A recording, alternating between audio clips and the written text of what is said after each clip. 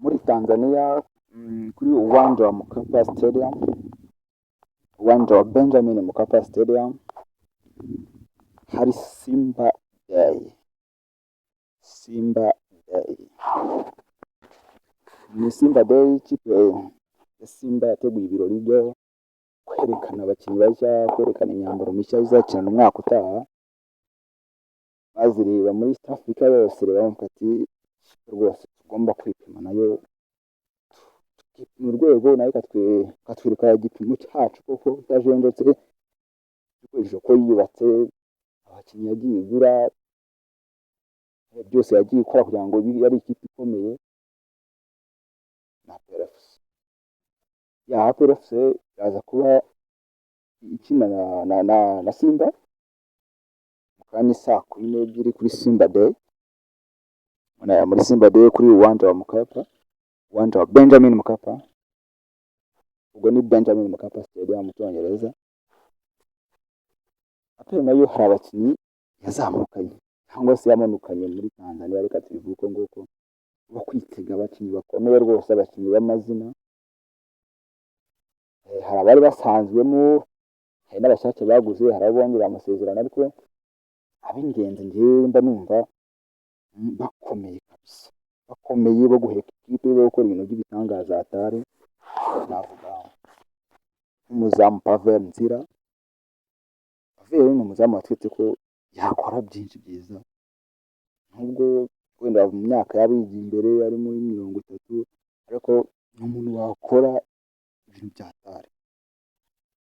Muri Sekafa Kagame Cup bakubutsemo, yabonye ko kuri Hilal Omdurman niho barokoye akora penalty bajya kuri final. None nubwo kuri final byanze, nta kuri penalty muri penalty shootout, ariko umukino rero yakora penalty igarura aperi mu mukino. Wenda sinzi navuga ko aperi yirangaye cyangwa se amerwe make ya aperi, ariko Pavel Nzira bakazi ke yari agakoze, yaragaruye aperi mu mukino akuramo penalty rwose ya Red Arrows hakiri kare cyane, bari gutuma aperi ba deconcentré, nubwo basanze Red Arrows nayo itoroshye, izongera babonamo igitego. Mwataka wabo wagiye amasimbura mu madusi, aracyishyura mu minota ya nyuma rwose. Abafana bari batangiye kwiheba, ariko Pavel Nzira nawe ni umuzamu mwiza wo kwitega, abantu bagomba kureba. Mu defenseur ni Yigena Clement, avuye muri Rayon Sport, tubona ko ari umu defenseur mwiza, ajya muri APR akomeza kuba umu defenseur mwiza mu kipe y'igihugu. Nubwo ahamagarwa nubwo atajya abanzamo, ariko nabyo bizageraho biterweho. Ariko nawe ni umu defenseur mwiza wo kwitega, ubona ko azamuye urwego. Ariwane Sone nawe ni umu defenseur ufatanya na Clement mu mutima wa defense. Nawe ni umu defenseur mwiza, yaje mbere atangira imyitozo, urumva yagiranye autorité na bagenzi be, yamaze kumenyera cyane. Araza gutanga akazi kandi araza gutanga n'ibisubizo ku ruhande rwa PRFC, ku buryo rwose abakinnyi ba Simba baraza kumwumva, ko ntago rwose bari buze kumubonera igitego byoroshye. Mu defenseur muremure mwiza, ufite byose byo kurinda, ufite byose byamufasha kurinda izamu, afashije umunyezamu Pavel Nzira, kuko abari imbere ye niwe ukora clearance, bwa mbere y'imipira, wenda ibaye miremire cyangwa se ibona yoroheje akayireba yirekera umuzamu, cyangwa se akavuga n'umuzamu akayikuramo, ariko ni umukinnyi mwiza cyane. Aperi ifite n'andi mazina akomeye cyane nka Dauda Yusuf. Dauda Yusuf rwose ni umukinnyi umaze gufatisha neza hagati mu kibuga. Abafana badatinya no kubona ko we na Ruboneka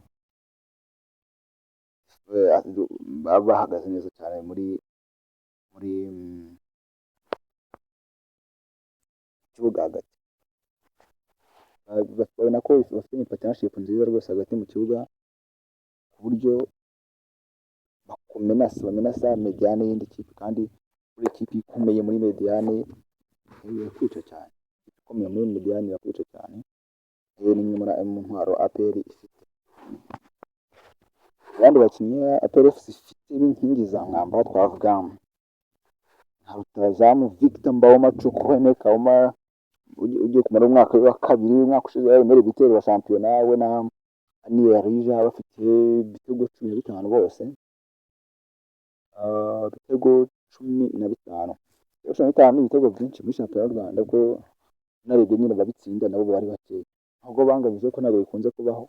Nawe ni rutazamu mwiza cyane usimburwa na Mamadou Sy umaze kutwereka ko mu mikino ibiri yatsinzemo ibitego 2, ntabwo ko ari n'imikino yakina, ariko urumva ko aho abatanga icyizere, umukinnyi abatanga icyizere, ubona ko afite vision n'ahazaza heza mu ikipe, y'umukino utaramara ukwezi amezi 2 muri ekipe, akabasha kwatakira ikipe akayibona igitego, akorana neza n'abamediateri, akaba yakwasistingwa agatsinda igitego, iyo mworoye ari umukinnyi mwiza wo kwitondera, ufite byinshi yatanga muri ekipe.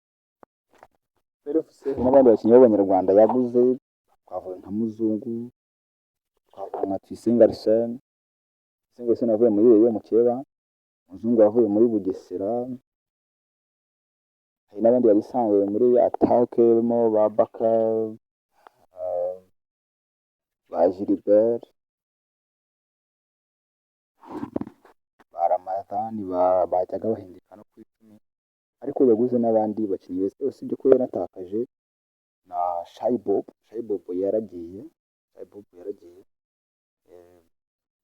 ariko APRFC nayo yaguze abandi bakinnyi nka Rampe, umukinnyi mwiza cyane, n'abandi bakinnyi bagiye batandukanye.